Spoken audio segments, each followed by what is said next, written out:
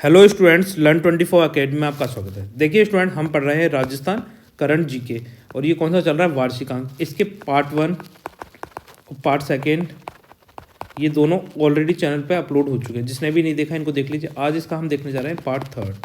ठीक है, इसके अंदर इसके आगे से देखेंगे क्योंकि हम पूरे साल भर का करंट अफेयर्स देखेंगे। इसके अंदर राजस्थान, राष्ट्रीय, अंतर्राष्ट्रीय खेलकूद पुरस्कार, विज्ञान, प्रौद्योगिकी, आर्थिक, है ना, ये सारी चीज़ें इसमें कवर कराई जाएंगी। इसके साथ साथ हमारे चैनल पे आपको जो कंप्यूटर का सीईटी का जो कंप्यूटर का सिलेबस है वो पूरा का पूरा फ्री ऑफ कॉस्ट अवेलेबल है।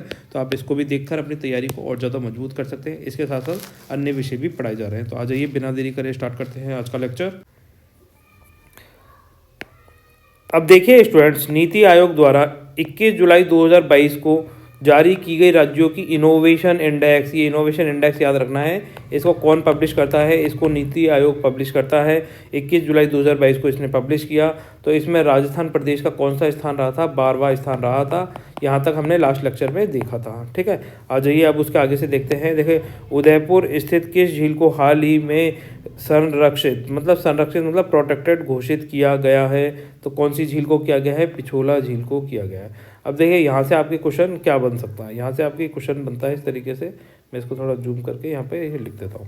देखो, पहला है, हमने जब राजस्थान ज्योग्राफी मैराथन क्लासेस पढ़ी थी तो उसमें हमने इनके बारे में बहुत अच्छे से डिस्कस किया था। रिजर्व फॉरेस्ट, ठीक है। रिजर्व फॉरेस्ट को हिंदी में क्या बोलते हैं? आरक्षित वन। तो हमारे राजस्थान में जो रिजर्व फॉरेस्ट है इनका कितना प्रतिशत है? ये करीब करीब कितने हैं? 37.05% है। आपको यह अच्छे से पता होना चाहिए। फिर दूसरे नंबर पे क्या है? प्रोटेक्टेड। एक्चुअली क्या होता है, जो रिजर्व फॉरेस्ट है उसमें पूरी तरीके से जंगल के अंदर वनों की कटाई वो होती है ना, वर्जित होती है। जबकि प्रोटेक्टेड के अंदर कुछ छूट होती है। ठीक, आ जाइए, अब इनको क्या बोलेंगे? रक्षित वन। जो रक्षित वन है इनका कितना प्रतिशत है? ये करीब 56.49% है राजस्थान में। तो आपको ये अच्छे से याद रखना है, 56.49% प्रोटेक्टेड फॉरेस्ट है और यही सबसे ज़्यादा है। तीसरे नंबर पे आ जाएंगे अनक्लासिफाइड।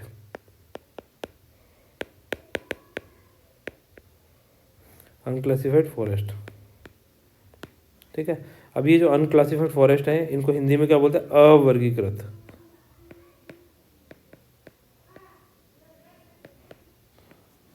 वन, ठीक है। अवर्गीकृत वन हो गए और ये कितने प्रतिशत है? 6.46% है। ठीक है, तो आप ये थोड़ा सा डेटा याद रख सकते हैं। यहाँ से आपके एग्जाम में क्वेश्चन आता है, इस तरीके से पूछा जाता है कि अरेंज इन असेंडिंग और डिसेंडिंग ऑर्डर, बढ़ते हुए क्रम और घटते हुए क्रम में इनको अरेंज करिए इनके परसेंटेज के वाइज, है ना। तो सबसे ज़्यादा कौन से हो जाएंगे? प्रोटेक्टेड। दूसरे नंबर पे कौन से हो जाएंगे? Reserve forest. कितने प्रतिशत? 37% है ना। प्रोटेक्टेड कितना है? 56% है। और बाकी अनक्लासिफाइड फॉरेस्ट कितने हैं? 6.46% है। अब देखो, इनको याद रखने का बिल्कुल सिंपल सा ट्रिक है। जैसे प्रोटेक्टेड फॉरेस्ट है तो आप इसको एक बार 60% से सोचिए। 56 मतलब 60 में 4% कम है ना। तो 4% अनक्लासिफाइड में, 4 तो इससे दे दिया अपन ने और 2% अपन ने रिजर्व फॉरेस्ट से दे दिया। तो ये करीब करीब कितना हो गया? 6.5% हो गया। उस तरीके से आप याद रख लीजिए कि 38.05% ये हो गया और 56.49% ये हो गया। ठीक, मतलब आपको थोड़ा सा याद रखना पड़ेगा ट्रिक से, तब आपको चीज़ें याद रहेगी। आ जाइए, अब यहाँ पे आगे पढ़ते हैं। इसका पेन का साइज़ वापस से थोड़ा सा मोटा कर लेते हैं। अब यहाँ देखिए, उदयपुर स्थित पिछोला झील को 24 मई 2022 को संरक्षित घोषित कर दिया गया है। अब झील की गतिविधियों पर संरक्षण अधिनियम के दायरे में होंगी फतेह सागर और उदय सागर झील। पहले से ही राजस्थान झील संरक्षण प्राधिकरण अधिनियम कौन सा है? राजस्थान झील संरक्षण प्राधिकरण अधिनियम कौन से ईयर का? 2015 के तहत संरक्षित है, प्रोटेक्टेड है। आपको इसका अधिनियम का नाम याद रखना है कि राजस्थान झील संरक्षण प्राधिकरण अधिनियम कौन सा है? 2015 है। ठीक है, झीलों को संरक्षित करने के लिए जो अधिनियम बनाया गया था कौन सा? 2015 में। अब देखिए स्टूडेंट्स, रणखार वन्य संरक्षण क्षेत्र कहाँ पर है? जालोर के अंदर है। यहाँ पर क्या है? जालोर की तहसील है चितलवाना तहसील और इसका जो गांव है उसका नाम है खेजड़ी याली, है ना। खेजड़ी याली ऐसे नाम याद रख सकते हैं।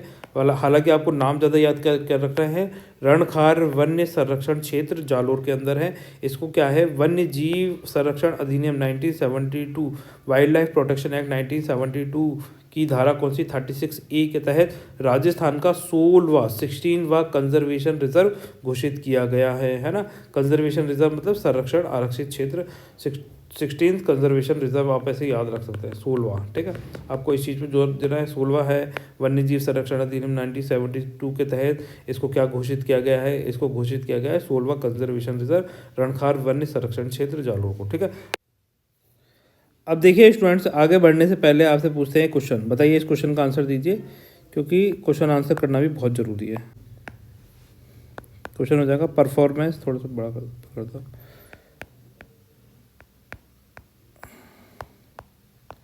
परफॉर्मेंस ग्रेडिंग इंडेक्स कौन पब्लिश करता है, पब्लिश किसके द्वारा की जाती है वो बताना है।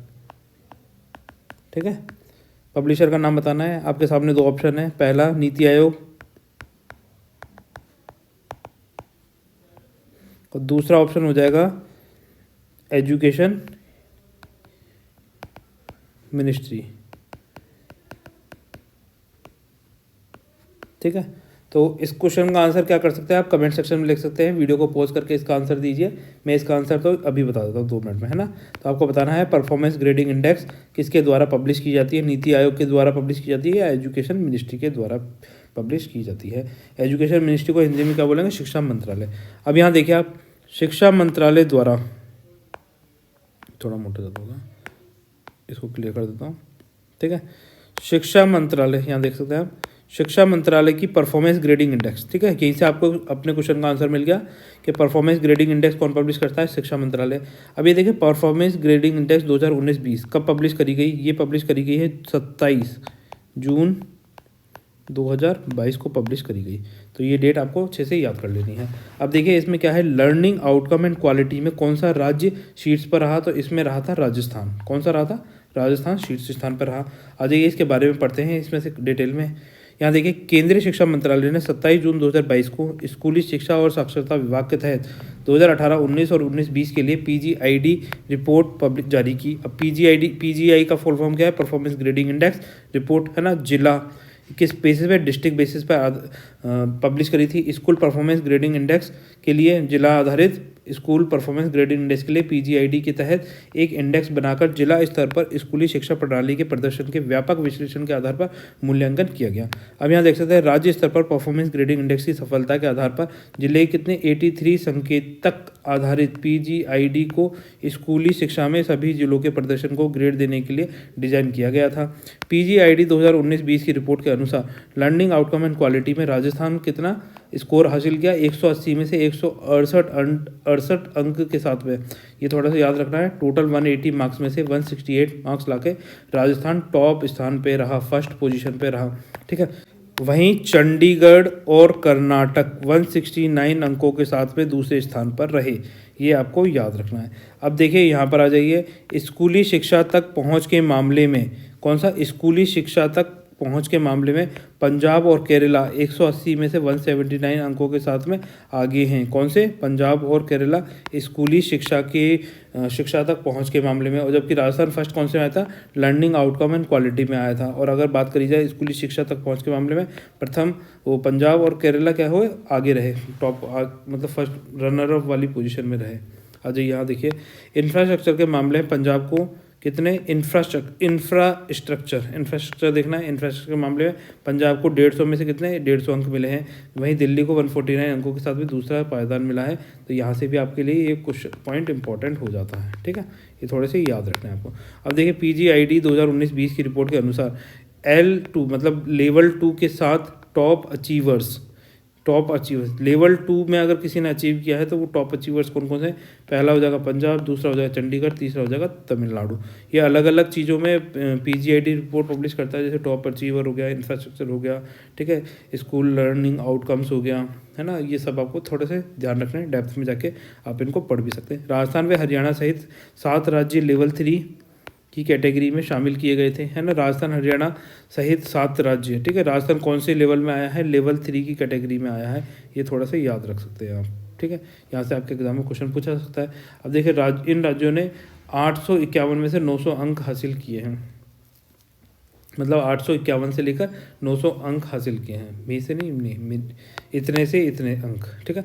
2018 से 19 में एक भी जिला उत्कृष्ट श्रेणी में नहीं था। उत्कृष्ट मतलब बहुत ज़्यादा अच्छा अचीव करा हो, वो कोई श्रेणी में ही नहीं था कोई 2018-19 में। जबकि अति उत्तम श्रेणी में 49 और उत्तम में श्रेणी में 267 जिले शामिल थे, है ना।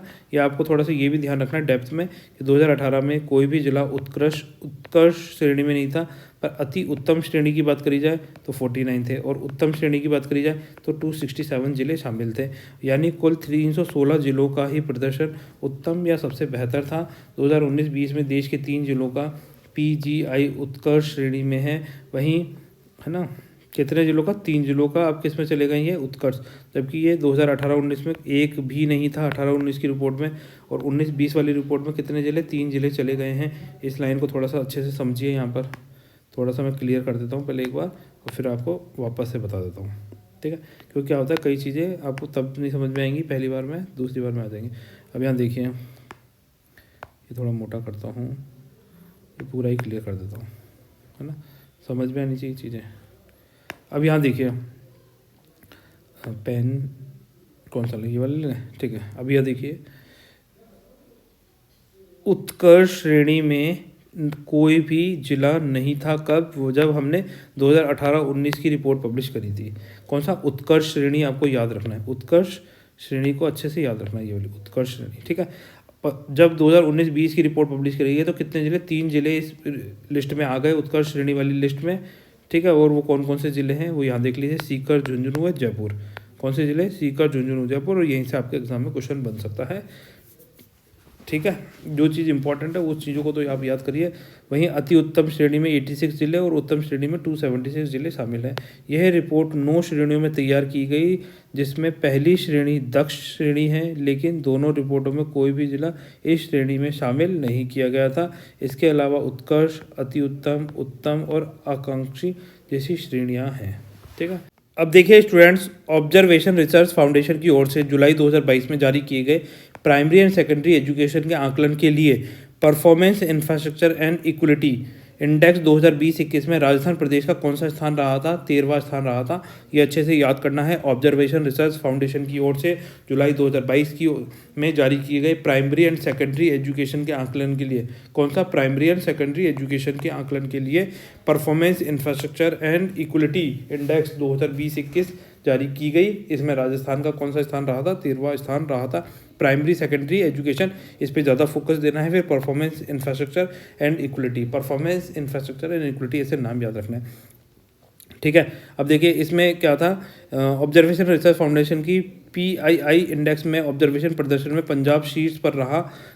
कौन सा स्थान, कौन रहा टॉप पर? पंजाब रहा। और हमारा स्थान कौन सा आया? 13वां स्थान आया। इतना याद रख लेंगे, आपका काम हो जाएगा, ठीक है। अभी इससे पूर्व क्या होता, 2016-17 में स्कूल एजुकेशन क्वालिटी इंडेक्स के माध्यम से शिक्षा के विभिन्न मापदंडों का आकलन किया जाता था, जिसके स्थान पर अब क्या लेकर आए हैं? PII आया है। तो ये लाइन थोड़ा सा आप ध्यान रख सकते हैं कि PII से पहले क्या था?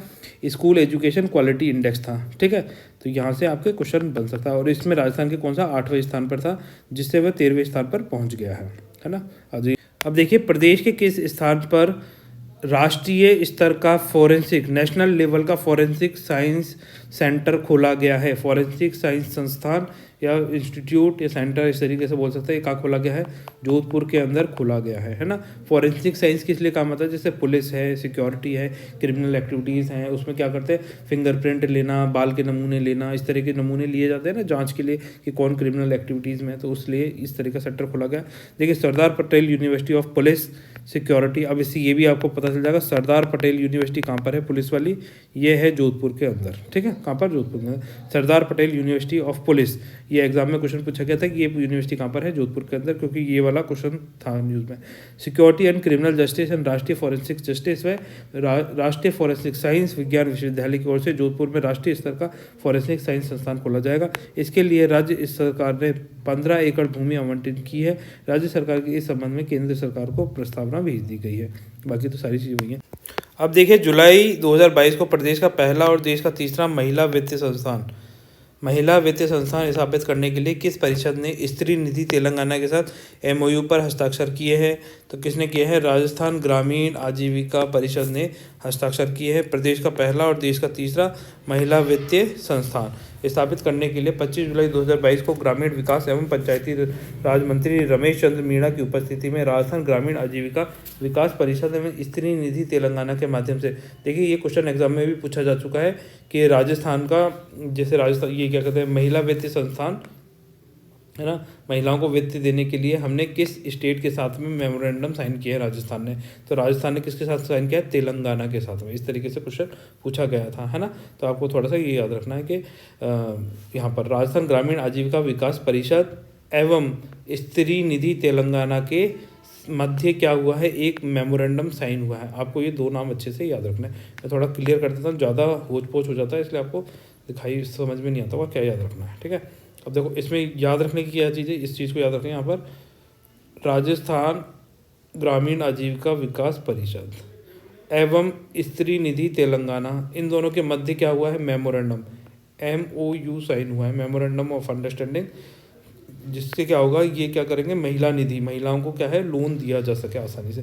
सिंपल सी बात यही है, राजस्थान महिला निधि की स्थापना की जाएगी। किसके बेसिस पे? राजस्थान तेलंगाना में भी इस तरीके का एक स्कीम चल रही है, उसी के बेसिस पे यहाँ राजस्थान में भी लॉन्च करे जा रहे। उल्लेखनीय कि मुख्यमंत्री अशोक गहलोत ने वर्ष 2022-23 के बजट में महिलाओं द्वारा संचालित बैंक स्थापित किए जाने के संबंध में घोषणा की गई थी। राज्य में राजस्थान महिला निधि की स्थापना तेलंगाना राज्य में सफलतापूर्वक संचालित स्त्री निधि मंडल की तर्ज पर की जा रही है। अब देखिए 26 अगस्त 2022 को मुख्यमंत्री अशोक गहलोत ने राजस्थान महिला निधि को लोकार्पण भी कर दिया। महिला निधि की स्थापना के बाद राजीविका के स्वयं सहायता समूहों की महिलाओं के आर्थिक सशक्तिकरण, मतलब इकोनॉमिक एम्पावर किया जा सकेगा, उनको बल मिलेगा और उन्हें अपने उद्यम के लिए ऋण प्राप्त करने में सहूलियत होगी। बैंकों में लंबित ऋण आवेदकों की संख्या में भी कमी आएगी। इस निधि का संचालन SHG की महिलाओं, सेल्फ हेल्प ग्रुप्स, SHG कौन सी होती है? सेल्फ हेल्प ग्रुप, मतलब स्वयं सहायता ग्रुप की महिलाओं के द्वारा SHG की महिलाओं के लिए ही किया जाएगा, ठीक है। ऐसे याद रखेंगे तो आपको याद रहेगा।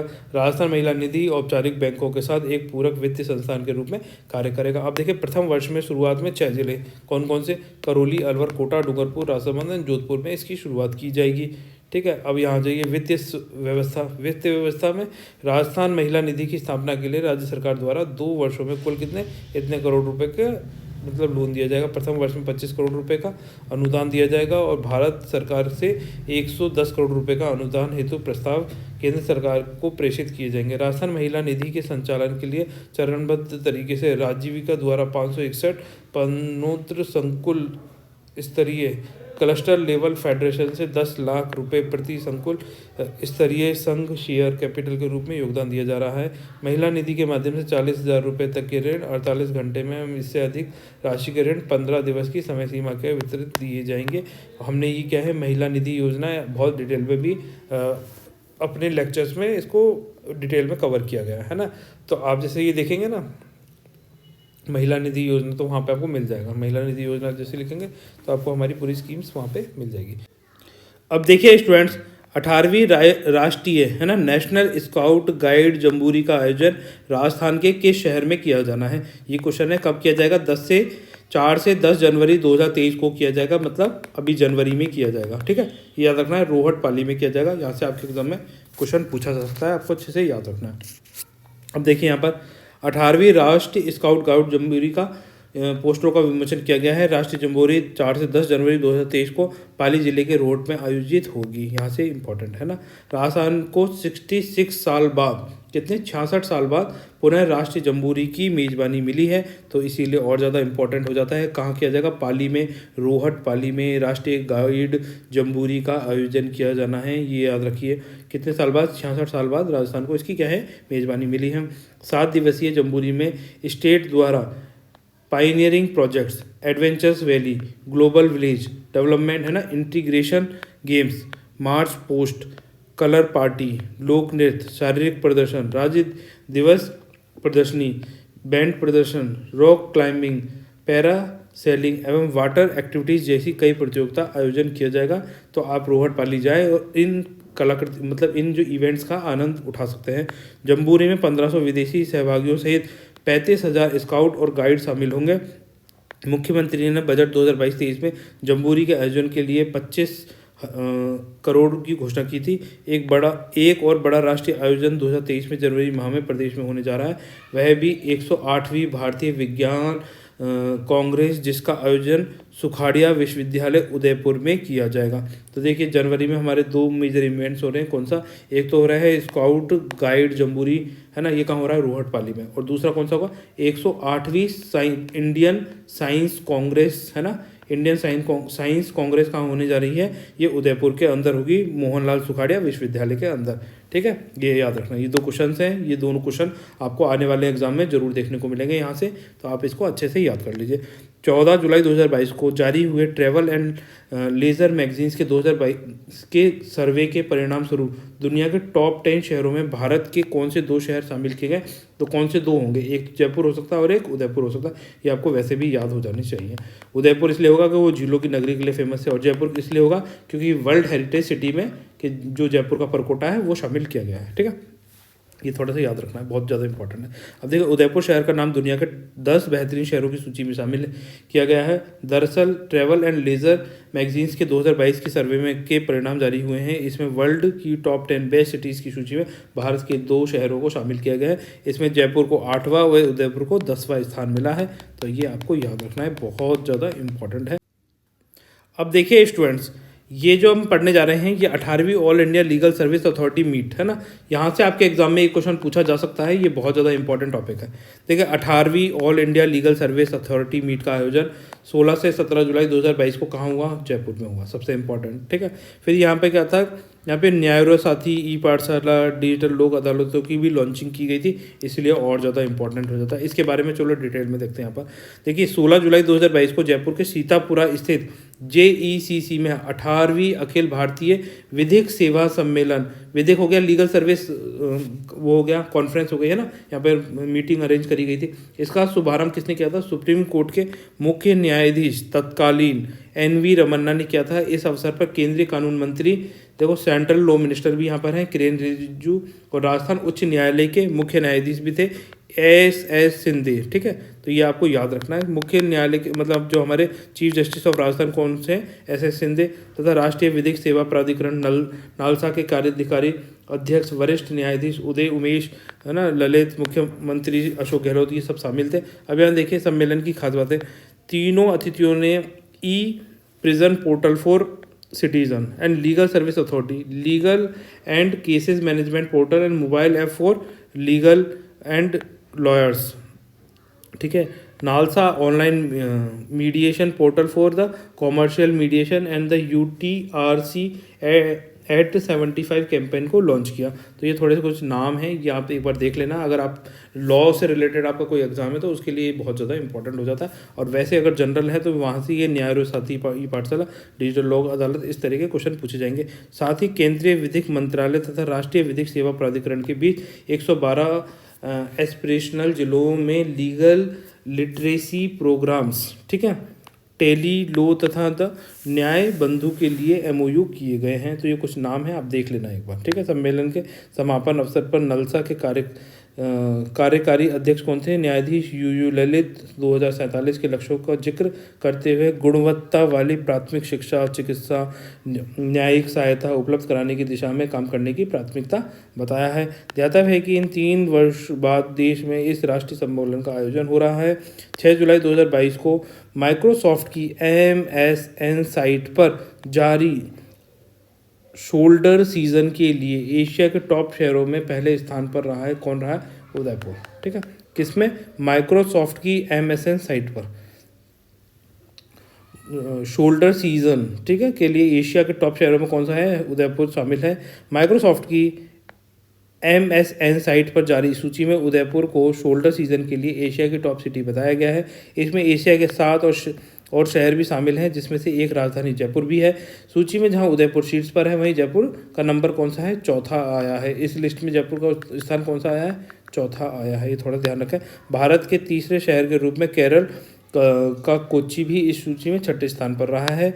लेक सिटी उदयपुर को दुनिया के खूबसूरत शहरों में शामिल किया जा चुका है। यह बेस्ट वेडिंग इन इंटर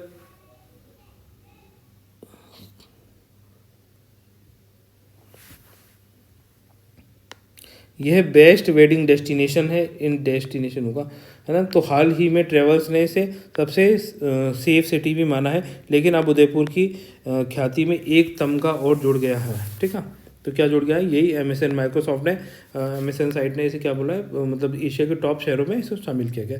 देखिए एशिया के शीर्ष 8 शहर कौन से, उदयपुर हो गया, फिर दूसरा कौन सा, जकार्ता, तीसरा सियोल दक्षिण कोरिया, ठीक है, चौथा जयपुर, पांचवा टोक्यो, छठा कोची भारत, फिर ताइपेन ताइवान, ओसाका जापान। ये 8 शहर हैं एशिया के 8 मेजर शहरों में।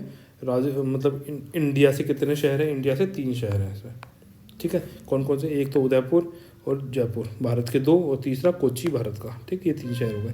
आ जाइए, शोल्डर सीजन वर्ष का वह समय होता है जब पर्यटन ना तो बहुत पीक पर होता है और ना ही बहुत कम होता है। ठीक है, अमूमन सितंबर माह में ऐसा होता है जब पर्यटन सीजन शुरू होने वाला होता है, तब इस सीज़न को शोल्डर सीजन कहा जाता है।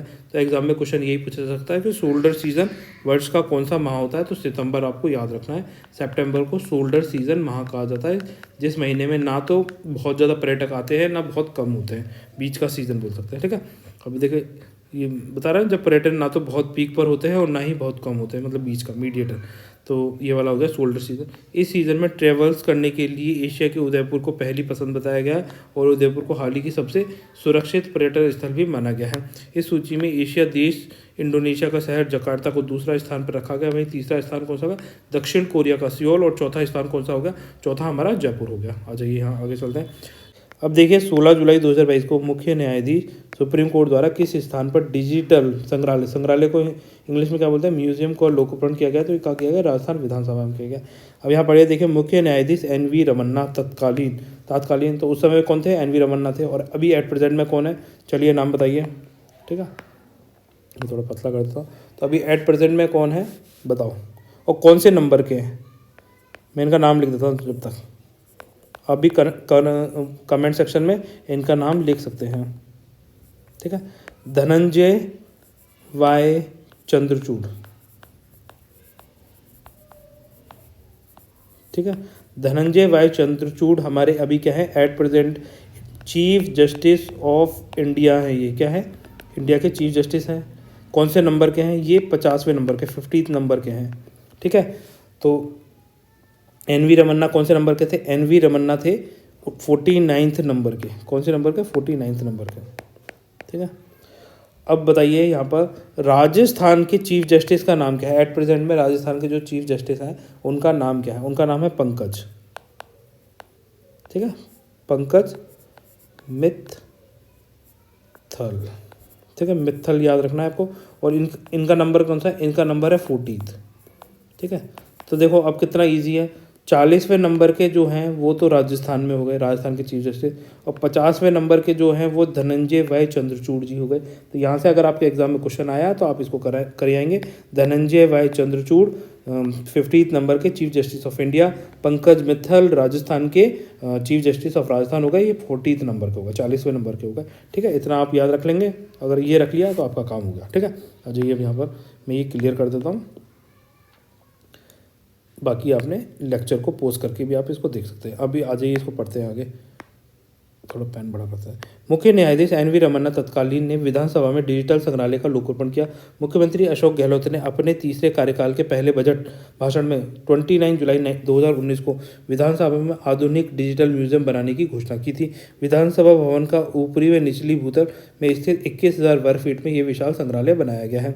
ठीक है, संग्रहालय में वर्तमान राजस्थान में व उसकी संरचना व राज्य के निर्माण में सहभागी रहे नेताओं और निर्माताओं के योगदान को देख सकेंगे। कलात्मकता और आधुनिकता के पर्याय इस संग्रहालय में विधानसभा की कार्यप्रणाली और विभिन्न प्रक्रियाएं, मुख्यमंत्री और विधानसभा अध्यक्ष, निर्वाचन क्षेत्र, विधायकों के बारे में जानकारी भी है। डिजिटल म्यूजियम में 40 से अधिक क्या लगाए गए हैं, इंस्टॉलेशंस और विभिन्न टेक्नोलॉजी से सज्जित हैं। अब यहाँ देखिए ये इंपॉर्टेंट लाइन है, यहाँ से आपके एग्जाम में क्वेश्चन पूछा जा सकता है। ठीक है, ये आपको आना चाहिए।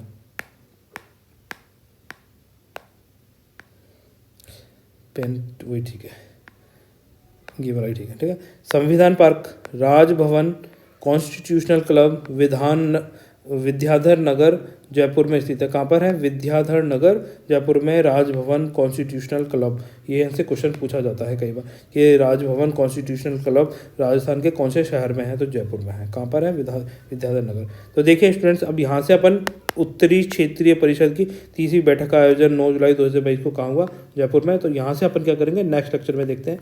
तब तक आप कह रहे हैं वीडियो को लाइक कर दीजिए, चैनल को सब्सक्राइब कर लीजिए।